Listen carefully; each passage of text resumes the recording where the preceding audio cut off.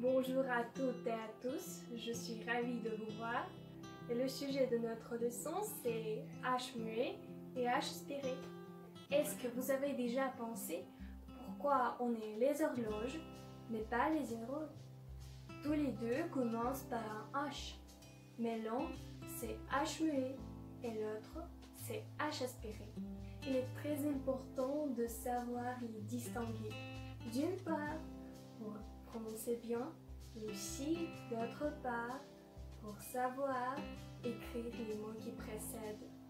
On dit que H est muet s'il n'y a pas aucune conséquence dans la prononciation.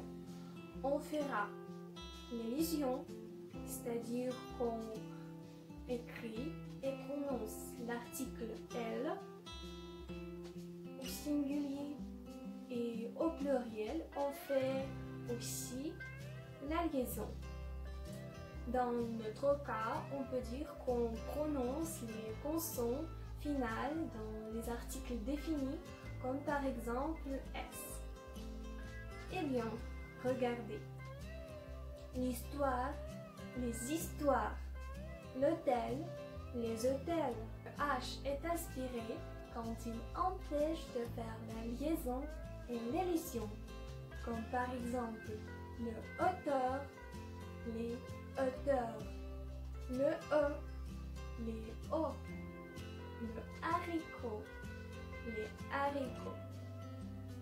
Comment peut-on trouver ces mots? C'est pas si difficile à vrai dire. Seulement, il faut consulter les dictionnaires. Dans la plupart des cas, les mots qui commencent par un H aspiré, ils portent un petit signe. Dans la plupart des cas, il s'agit des astérisques, c'est-à-dire des petites étoiles devant les mots. Comme, par exemple, vous voyez, haricot. La différence entre H muet et H aspiré vient de l'histoire.